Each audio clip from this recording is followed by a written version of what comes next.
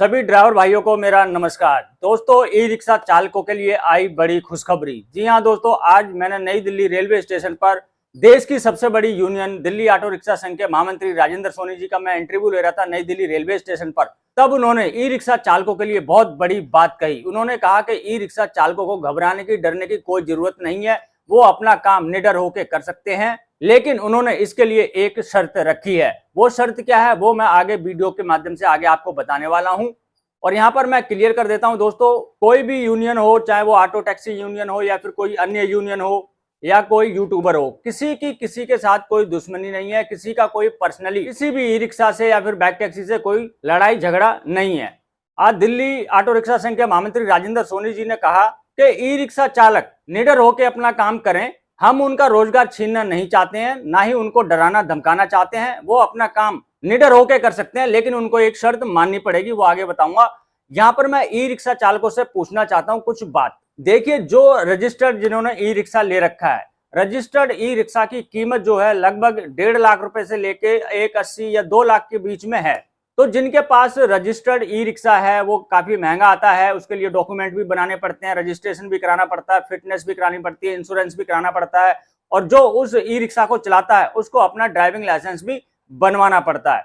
तो यहां पर मैं जो रजिस्टर्ड ई रिक्शा के चालक हैं उनसे एक सवाल करना चाहता हूं। देखिए, जब आप 1.5 लाख से 2 लाख रुपए के बीच में ये रजिस्टर्ड ई रिक्शा खरीदते हैं, इतना पैसा लगाते हैं, सारे डॉक्यूमेंट आप बनवाते हैं, और आपके सामने ही कोई ऐसा इलीगल अवैध ई रिक्शा चालक आपकी सवारी को ले जाए, तो आपको कैसा महसूस होगा? जिसके पास ना तो कोई डॉक्यूमेंट है और ना ही ड्राइविंग लाइसेंस है, ना इंश्योरेंस है, ना फिटनेस है, और वो जुगाड़ू ई रिक्शा मात्र 50-60 हजार रुपए में बन जाता है। वो 50-60 हजार रुपए लगाकर, और जिन्होंने 1.5 से 2 लाख रुपए खर्च किए हैं, सारे डॉक्यूमेंट बनवाए हैं, उनके सामने ही उनकी सवारी को लेके चला जाता है।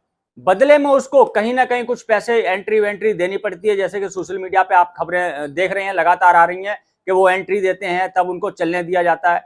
लेकिन मैं उन रजिस्टर्ड ई रिक्शा चालक से पूछना चाहता हूं, तब आपको कैसा लगता है जब आप इतना पैसा डॉक्यूमेंट लगा के जब देखते हैं कि आपके सामने से ही एक अवैध ई रिक्शा चालक आपकी सवारी को ले गया और आप खाली बैठे हुए हैं? तो कितने ऐसे ई रिक्शा चालक भाई हैं जिनके पास रजिस्टर्ड ई रिक्शा है और वो इसका विरोध करते हैं? मुझे कमेंट बॉक्स में जरूर बताना दोस्तों।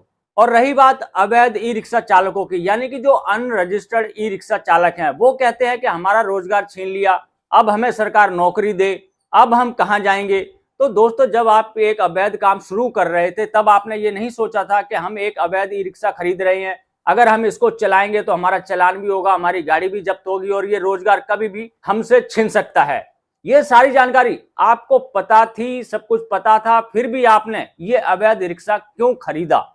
अब आप सरकार से नौकरी मांग रहे हैं। अगर सरकार ऐसे ही नौकरी देने लग गई तो कोई भी 50 हजार रुपए का एक जुगाड़ू रिक्शा खरीदेगा और कह देगा कि हमारा जुगाड़ू रिक्शा पकड़ा गया, उसे जब्त कर लिया या फिर उसका चालान कट गया, अब हम अपना घर परिवार कैसे चलाएंगे, अब आप हमें एक नौकरी दीजिए। तो सरकार तो बस ये नौकरी देती रह जाएगी, अवैध रिक्शे चलते रहेंगे। तो ऐसा सरकार कभी भी नहीं कर सकती है। सरकार हो, प्रशासन हो, कोई भी हो, अवैध चीज को कभी भी इजाजत नहीं देता है। अब बात कर लेते हैं कि दिल्ली ऑटो रिक्शा संघ के महामंत्री राजेंद्र सोनी जी ने क्या शर्त रखी है जिससे कि जो ई रिक्शा चालक हैं उन्हें डरने की, घबराने की जरूरत नहीं है, उनका कोई चालान नहीं हो सकता, कोई दिक्कत नहीं हो सकती।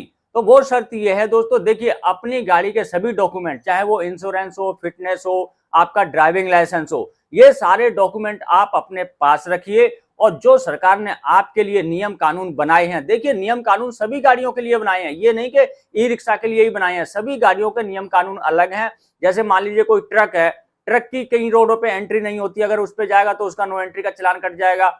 इसी प्रकार से ऑटो रिक्शा का भी एक नियम बनाया हुआ है। ऑटो रिक्शा चलता है तो बीच वाली लेन में चलता है, अगर वो दाएं बाएं चलेगा या फिर सवारी वाले ऑटो के अंदर वो अगर लोडिंग वाला काम करना शुरू कर देगा तो पकड़ा जाएगा, तो उसका चालान कट दिया जाएगा। तो इसी प्रकार से सभी वाहनों के लिए सरकार ने कुछ ना कुछ नियम बना के रखे हुए हैं और वो सभी को पता है।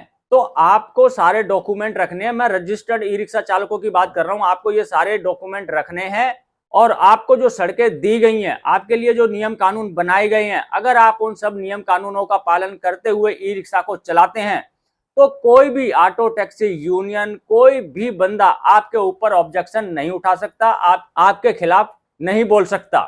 और जब आप कानून का पालन नहीं करेंगे, अपनी मन मर्जी से चलेंगे, कहीं भी रॉन्ग साइड चलेंगे, लाल बत्ती जंप करेंगे, सवारी वाले रिक्शे में माल लोडिंग करेंगे या 4-4, 5-5, 6-6 सवारियां बिठाएंगे, जब आप इस प्रकार के काम करेंगे तो कोई भी हो वो आपके खिलाफ आवाज उठाएगा। दिल्ली की जनता भी इस समय काफी ज्यादा परेशान है। मेरे पास लाखों की संख्या में दिल्ली की जनता के मैसेज आते हैं, कमेंट आते हैं कि ये जो अवैध ई रिक्शे हैं या फिर रजिस्टर्ड ई रिक्शे हैं, ये कानूनी प्रक्रिया का बिल्कुल भी पालन नहीं कर रहे हैं। ये जगह जगह जाम लगा देते हैं, गाली गलौज करते हैं, लड़ाई झगड़ा करते हैं। इनको बैन हो जाना चाहिए। तो अगर आप सभी भाई जो रजिस्टर्ड ई रिक्शा चलाते हैं और अपना रोजगार बचाना चाहते हैं, अपने घर परिवार को चलाना चाहते हैं, तो जो भी नियम कानून आपके लिए बनाए गए हैं उन नियम कानून का पालन करते हुए आप ई रिक्शा चलाइए, तो आपकी कोई भी व्यक्ति शिकायत नहीं कर सकता। और यही बिल्कुल राजेंद्र सोनी जी ने भी कहा है कि आप कानूनी प्रक्रिया का पालन करते हुए चलाइए, हम आपके खिलाफ बिल्कुल भी आवाज नहीं उठाएंगे। तो आशा करता हूं दोस्तों हमारे जितने भी ई रिक्शा चालक हैं मेरी बात को समझ गए होंगे, और अगर वो अपने रोजगार को बचाना चाहते हैं तो जितने भी कानूनी प्रक्रिया उनके लिए बनाई गई है उन प्रक्रियाओं का पालन करते हुए ई रिक्शा को चलाएंगे। तो बस इसी आशा के साथ मैं इस वीडियो को करता हूं यहीं पे समाप्त। मिलेंगे किसी और जानकारी से भरपूर वीडियो में, तब तक के लिए जय हिंद, जय भारत।